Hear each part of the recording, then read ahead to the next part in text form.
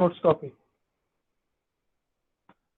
So whatever I am discussing in the lectures, उनको आप note करके रखें. The points that I display, note them. It will help you in the overall assessment that we'll be doing at the end of this unit. जब ये unit complete हो जाएगा तो एक टेस्ट कंडक्ट करेंगे हम, तो आपको हेल्प होगा. आपके पास अगर नोट्स कॉपी रहेगा तो you can answer them better.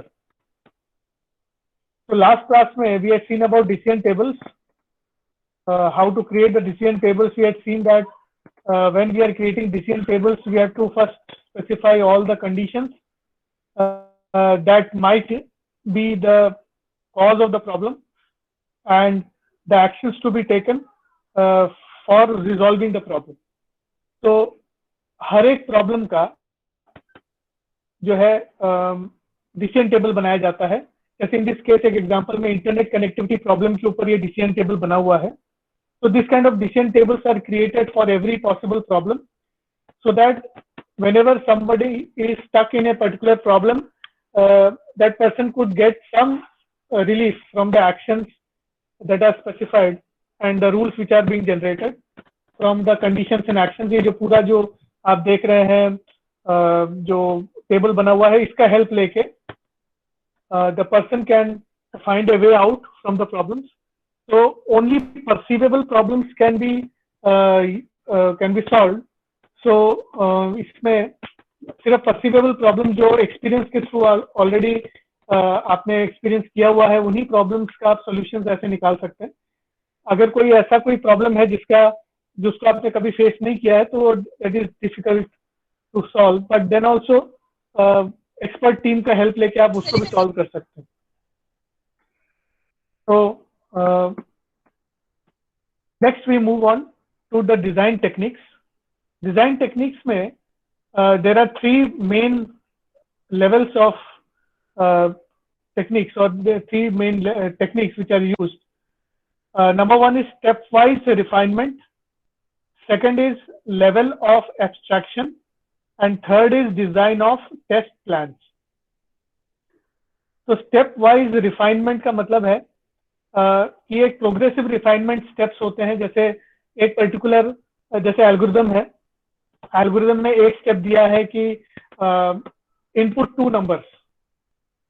तो इनपुट 2 नंबर्स अगर एक स्टेटमेंट दिया हुआ है, तो उसको अगर आप रिफाइन करेंगे तो उसमें आप you have to input the 2 numbers in 2 variables. तो आपको पहले तो वेरिएबल्स के डेटा टाइप स्पेसिफाई करने पड़ेंगे. उसके बाद एक और रिफाइनमेंट स्टेप आएगा कि इनपुट द वेरिएबल्स. जैसे declare 2 variables of type integers, 2 variables a and b of type integers. उसके बाद नेक्स्ट स्टेप में आएगा input a and input b. So ये जो रिफाइनमेंट अपन ने अभी किया है, this is known as step wise refinement. इसको स्टेप वाइज रिफाइनमेंट कहते हैं हम लोग. तो स्टेप वाइज रिफाइनमेंट में जो एल्गोरिदमिक स्टेप्स होते हैं, उन स्टेप्स को हम और रिफाइन करते हैं और माइक्रो लेवल डिटेल्स डालते हैं. That is to be practically done when we are performing a particular step. So stepwise refinement is creating micro levels of detailing. Second जो technique है, levels of abstraction बोलते हैं. So the entire system is divided into layers, and each layer communicates with the immediate next. So layer wise जो creation of modules होता है, उसको हम लोग ने already abstraction करके एक हम लोग ने कॉन्सेप्ट देखा था. उसमें हम लोग ने ऑब्जर्व किया था कि जैसे एक एग्जांपल मैंने बताया था कि एक अगर आपके पास वो है एक एप्लीकेशन है, that is an web application, e commerce web application है. तो उसमें एक वेब मॉड्यूल होगा, एक लेयर होगा जिसमें एक वेब मॉड्यूल होगा जो वेब से इंटरेक्शन करने में आपको हेल्प करेगा. वेब मॉड्यूल से कनेक्टेड रहेगा आपका बिजनेस मॉड्यूल, जिसके अंदर बिजनेस लॉजिक रहेगा. जो डेटा आ रहा है यूजर से या डेटा यूजर को देना है, उसको प्री प्रोसेस करना, उसको प्रॉपर्ली प्रोसेस करना, और बिजनेस लॉजिक के हिसाब से जो द कस्टमर रिक्वायरमेंट है उसके हिसाब से डेटा को चेंज करना, उसको मैनिपुलेट करना. ये सब स्टेप्स जो है वो दूसरे लेयर में है. तीसरे लेयर में डेटा लेयर है, जिसमें कि डेटाबेस कनेक्टिविटी हम यूज कर रहे हैं, डेटा स्टोरेज कर रहे हैं, डेटा को रिट्रीव करने का प्रोसेस कर रहे हैं, ये सब चीजें कर रहे हैं. तो ये पूरा जो सिस्टम है वो 3 लेयर्स में डिवाइड कर दिया। ऐसे बहुत सारे आपके सिस्टम्स होंगे, जैसे सॉफ्टवेयर प्रोजेक्ट्स आप वर्क करेंगे तो हर सॉफ्टवेयर प्रोजेक्ट को आपको लेयर्ड फॉर्मेट में डिवाइड करना पड़ेगा, जो हर लेयर एक दूसरे के साथ प्रॉपरली इंटरेक्ट कर सके। और लेयर्स को ऐसे बनाना है कि जिससे कि एक लेयर में चेंज करने से दूसरे लेयर में उसका साइड इफेक्ट नहीं आना चाहिए। तो इसको बोलते हैं लेवल्स ऑफ एब्स्ट्रैक्शन। तो ये डिजाइन टेक्निक का एक मेजर एक्टिविटी होता है। थर्ड जो एक्टिविटी है which is known as design of test plans. So as soon as the design of the system is getting created, we should also know how to test the designs, how to test the coding, how to test the system is properly made or not. So for that, we need to have design, we have to have test plans. So test plan is nothing but a scheduled way of conducting tests on in every step of software development. So in order to perform tests according to the plans, we need to have some design of the test. That is, how to conduct the tests, what kind of tests will be conducted on which type of data, and which module will be tested in which way, and what are the expectations, what are the expected outcomes from the test. इसका मतलब test जब आप perform करेंगे उसमें से जो outcome निकलेगा उसको आप इंटरप्रेट कैसे करेंगे। If, say, for example, you are testing a particular module and the test result says that it is a positive test. So, अगर positive आया है test, तो result positive आया है, तो उसका मतलब क्या है? Is the module correct or is the module wrong? अगर module correct है, अगर positive आ रहा है output, test का outcome positive है, तो उसका अगर आपने interpretation लिख के रखा है कि module जो है वो गलत है, test positive नहीं आना चाहिए, तो आपको module को change करना पड़ेगा। तो design of test plans is nothing but the idea of how the tests will be carried out, which type of tests will be carried out, how the tests will be carried out, and to what to expect from the test results, and how to interpret the test results. ये पूरा design, ये जो पूरा guidelines है वो design of test plans में include होता है। टेस्ट प्लान्स का में एक और चीज इंक्लूड होता है, which the schedule of the test, at which step which type of tests will be should be conducted, and also it specifies who will conduct the test. It is very important to specify the persons who will be responsible for performing the test. So those persons will report about the tests and how they are performed and what is the result of the test, and they will inform the coding group or the other phase group to perform the necessary changes as a result of the test. So ये 3 major steps है design techniques में जो use होता है। तो step wise refinement सबसे पहला step है। अभी जैसे मैंने आपको एक ब्रीफ में बताया, तो it refers to a progressive refinement in small steps of a program specification into a program. So program specification का मतलब क्या है? It is the guidelines, it is the algorithm, it is the pseudocode of the program, of the module, and to convert that pseudocode into actual implementable steps, उसको हम बोलते हैं step wise refinement. ये top down design approach है। Top down design है मतलब आपको, top down का मतलब क्या होता है कि आपको एक ग्रोस लेवल में चीजें दी जाती हैं, उस ग्रोस लेवल को आप माइक्रो लेवल में कन्वर्ट करना शुरू करते हैं, तो that is known as top down design approach. So यहाँ पे a sequence of design decisions are to be taken to decompose a particular task into subtasks and data into data structures. So whatever data we have, it has to be identified, उसका data type क्या होगा, उसमें operations क्या होंगे, वो search कैसे हो पाएगा, वो रखा कैसे जाएगा, उसको storage कैसे किया जाएगा, and many things are there related to data. तो माइक्रो लेवल में जब हम डिजाइन करना शुरू करते हैं, जब माइक्रो लेवल में स्टेप्स डिसाइड करना शुरू करते हैं, उसको हम बोलते हैं step wise refinement. So example में आप देखें, जैसे इसमें लिखा हुआ है कि breaking a high level statement into a sequence of statement.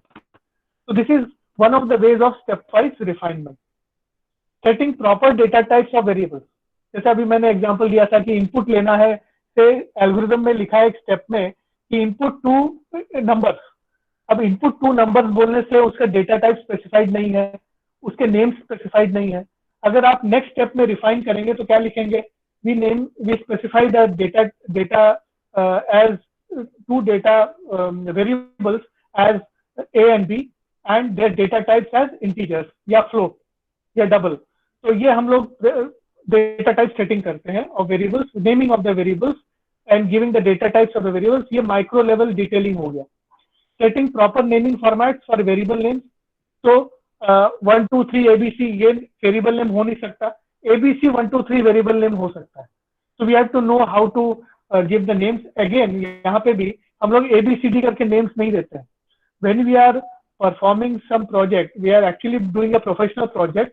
The variable names should be self-explanatory.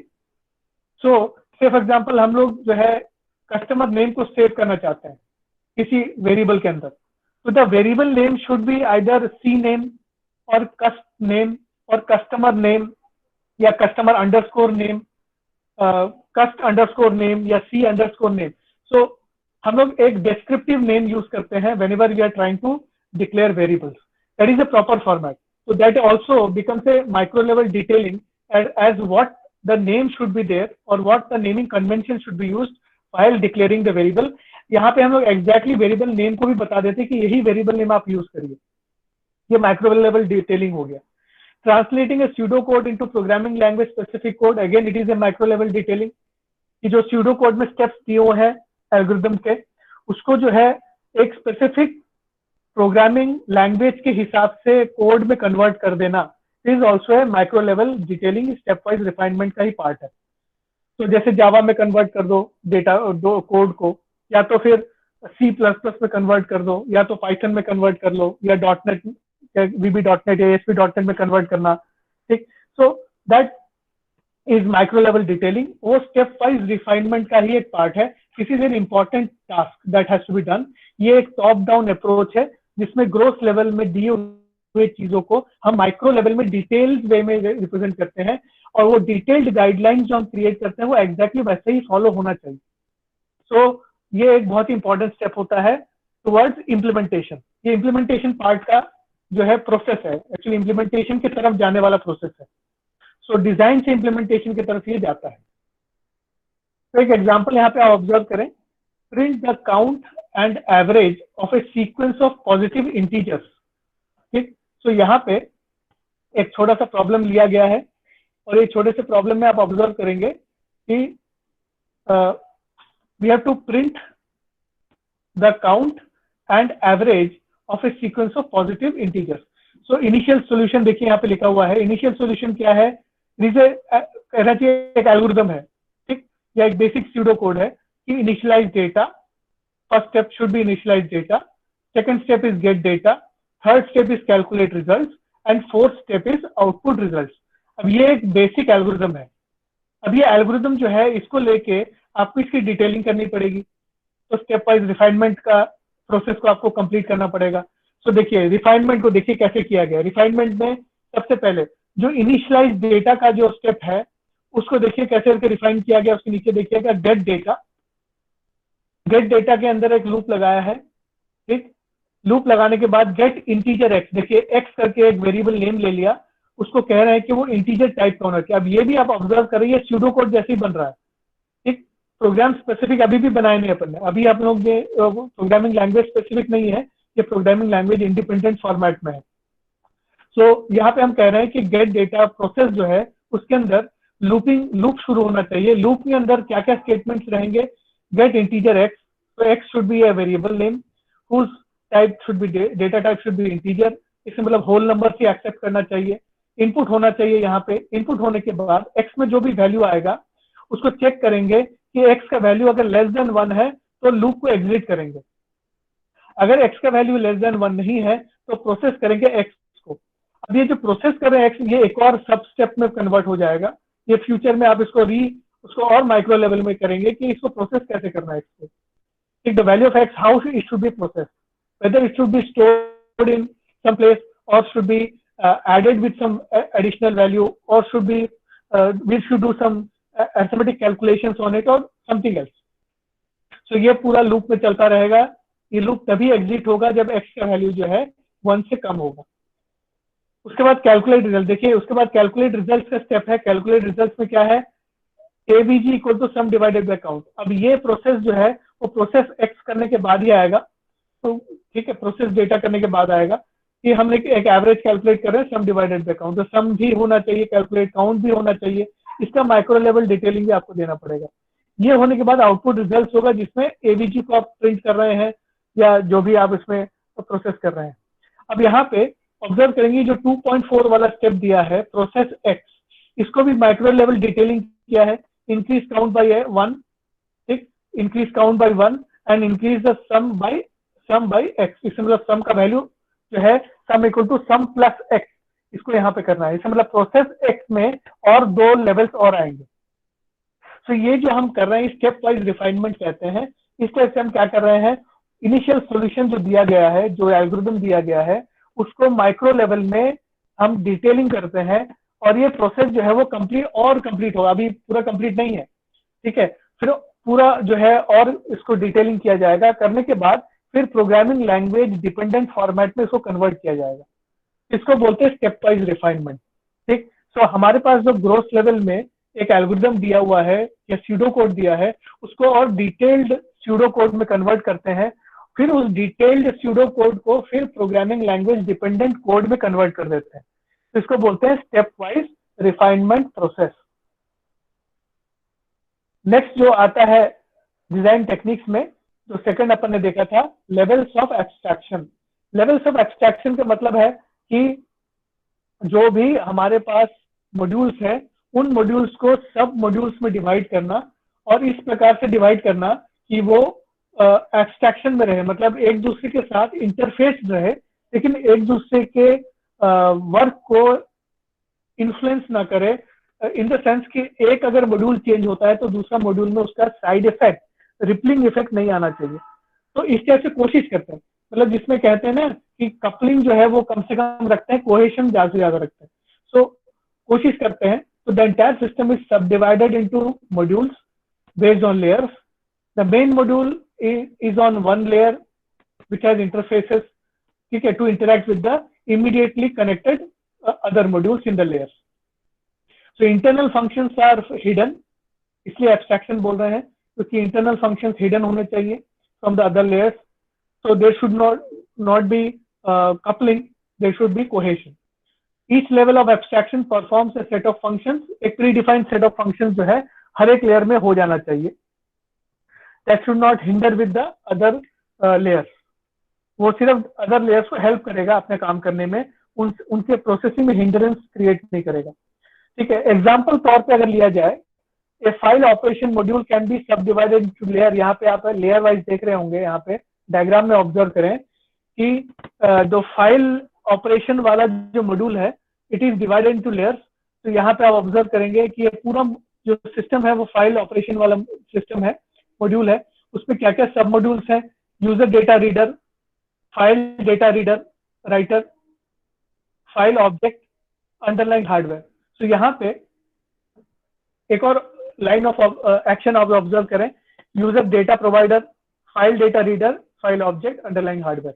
यहाँ पे आप ऑब्जर्व करें कि द फाइल ऑपरेशन जो है वो there are two types of operations that you perform when you are operating on files. One is read operation and another is write operation. So read और write ये दो ही main operations होता है जब भी हम फाइल operations को implement करते हैं। तो जब हम फाइल में write करना चाहते हैं तो ये लेफ्ट साइड वाला जो पाथ है उसको फॉलो करेंगे, जब फाइल से रीड करना चाहेंगे तो राइट साइड वाला पाथ ऑब्जर्व करेंगे। So data to be written into the file will be read from the user, will be provided to the layer for file data writer. The file data writer will process the data and provide it to the file object, and the file object will write it actually on the underlying hardware, that is the disk file में वो write कर देगा। Similarly, when the data wants to read some data, so the data from the underlying hardware will be provided to the file object. The file object will provide the data to the file data reader module. That data reader module will read the data, manipulate it and represent it in a proper format and provide it to the user in the proper format. So इस type से जो है पूरे के पूरे system को हम layered format में कन्वर्ट कर सकते हैं और ऐसा ही किया जाता है। इससे क्या होता है, डिवीजन ऑफ लेबर हो जाता है। डिवीजन ऑफ लेबर के कारण the problem is solved in a better manner and due to abstraction the changes done to one layer does not effect the coding of the other layer. So this helps to create a level of abstraction and this is how we perform the design. इसी प्रकार से design को create किया जाता है. Next आता है design of test plan. So as I discuss earlier, test plans का मतलब क्या होता है? It is a scheduled way of performing test. Test जो है वो शेड्यूल करना बहुत जरूरी है. मतलब पूरे प्रोजेक्ट में कौन से फेज में कौन सा टेस्ट परफॉर्म किया जाएगा, by whom, it is very important. तो ये टेस्ट प्लान में हम डिसाइड करके हम एक शेड्यूल, एक टाइम टेबल जैसे बनाते हैं. This time table represents that at which phase of software development who will perform which kind of test and who will report the test results. वो टेस्ट प्लान में आ जाता है. टेस्ट प्लान को design करना जरूरी है. तो डिजाइन ऑफ टेस्ट प्लान से हम क्या करते हैं कि हम किस टाइप के टेस्ट परफॉर्म करेंगे, किस टाइप का डेटा टेस्ट होगा, किस टाइप का रिजल्ट हम उस टेस्ट से एक्सपेक्ट करेंगे और वो जो रिजल्ट आएगा उसके इंटरप्रिटेशन क्या रहेगा. So in a test plan, we have to specify the test strategy first. Test strategy बहुत important है कि किस टाइप का टेस्ट परफॉर्म होगा, how the test will be performed. मतलब प्रोसीजर जो है, टेस्टिंग का प्रोसेस क्या होगा. जैसे फॉर एग्जांपल अगर एक मेरे पास इनपुट बॉक्स है और इनपुट बॉक्स में एज इनपुट लेना है, तो एज इनपुट अगर लेना है तो वो न्यूमेरिक डेटा सिर्फ इनपुट में आना चाहिए, नॉन न्यूमेरिक डेटा इनपुट में नहीं आना चाहिए. So test strategy में we have to specify that when we are testing this particular text box, only numeric data has to be inputted. If non-numeric data is given, then the user should be immediately prompted that the input is wrong. Please change the input to numeric data. तो इस type से हर एक चीजों को details में बताया जाता है, उसको टेस्ट स्ट्रैटेजी बोलते हैं. टेस्टिंग ऑब्जेक्टिव का मतलब क्या होगा कि जो टेस्ट हम परफॉर्म कर रहे हैं उसका ऑब्जेक्टिव क्या है. जैसे अभी मैंने कहा, the objective of the test for inputting an age into a text box is to verify that only numeric values should be there in the age text box. तो ये टेस्टिंग ऑब्जेक्टिव हो गया. ऐसे हर इनपुट, हर एक चीज के ऊपर, छोटे छोटे चीजों के ऊपर जो है टेस्ट ऑब्जेक्टिव्स को सेट किया जाता है. फिर डिसाइड किया जाता है रिसोर्सेस क्या क्या लगेंगे. मैन पावर एक बहुत इंपॉर्टेंट रिसोर्स है. कौन टेस्ट को परफॉर्म करेगा और उसका रिजल्ट्स कौन अपने पास रखेगा और उसको प्रॉपर रिपोर्ट में कौन प्रेजेंट करेगा. सॉफ्टवेयर क्या यूज होगा, which software will be use. Automated software testing tools are use for testing purposes. So there are test engineers. मतलब एक टेस्टिंग का जो है एक अलग सा ही स्पेशलाइजेशन होता है कि कैसे टेस्ट किया जाता है यूजिंग सॉफ्टवेयर. तो there are additional software that are used for testing. मतलब सॉफ्टवेयर प्रोजेक्ट बनाने का सॉफ्टवेयर अलग होता है, उसी प्रोजेक्ट को टेस्ट करने का सॉफ्टवेयर अलग होता है. So that is the test software. उसके बाद हार्डवेयर आता है. विच काइंड ऑफ हार्डवेयर, इनको हम टेस्ट बेड्स बोलते हैं.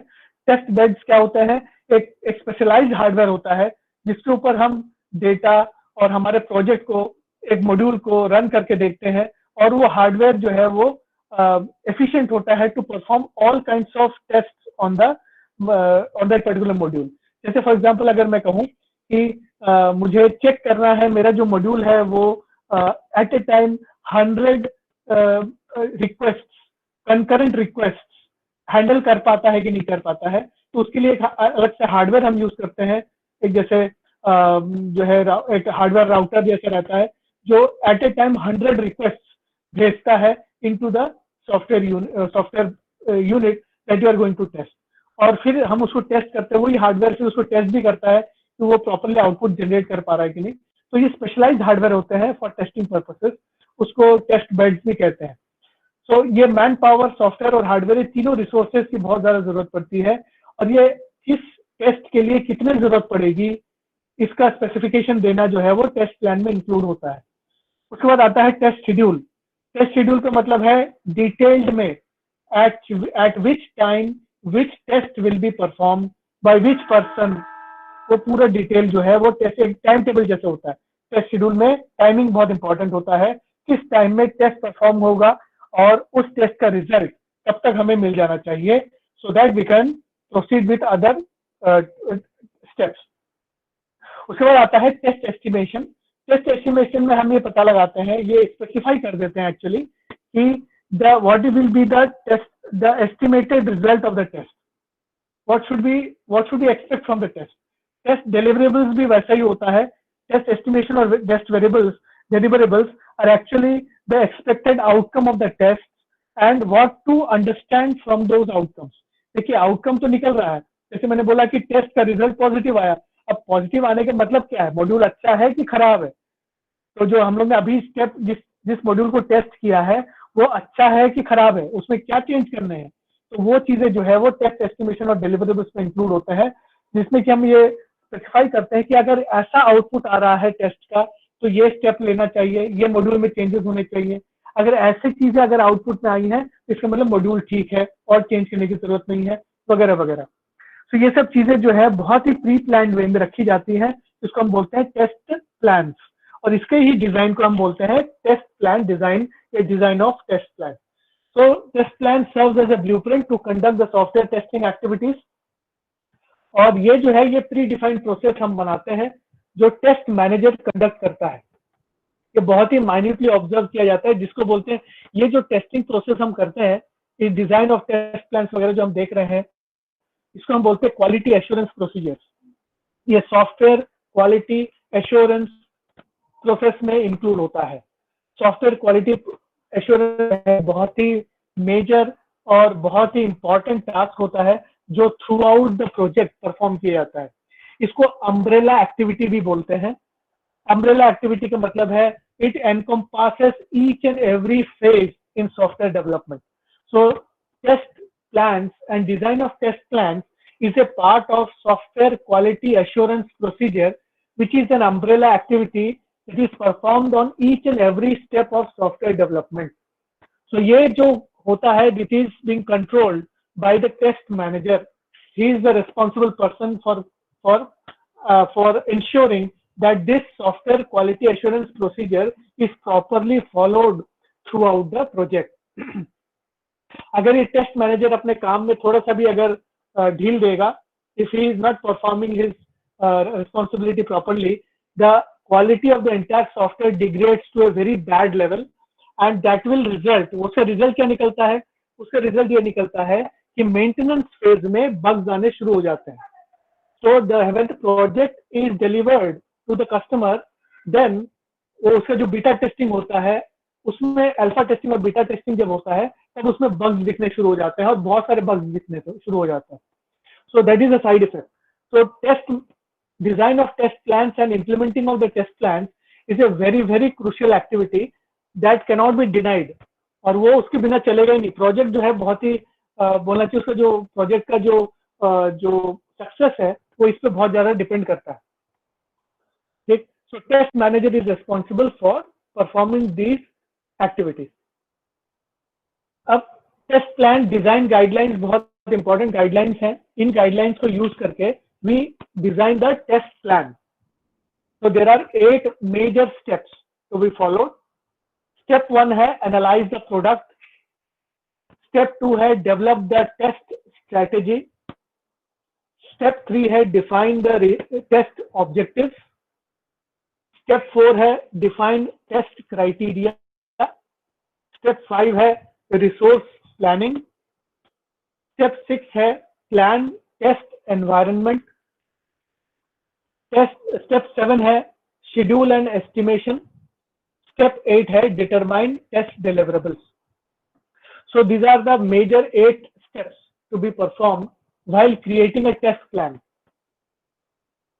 Analyze the product का मतलब क्या है? Step 1 एनालाइज द प्रोडक्ट का मतलब क्या है कि अगर हमको किसी प्रोडक्ट को टेस्ट करना है तो हमें उस प्रोडक्ट के बारे में जानना जरूरी है कि वो प्रोडक्ट करेगा क्या। अगर हमें यही पता नहीं है कि वो प्रोडक्ट करने वाला क्या है तो आप उसको टेस्ट कैसे करोगे? So you cannot say how the product, if you cannot understand how the product works, you cannot test the product.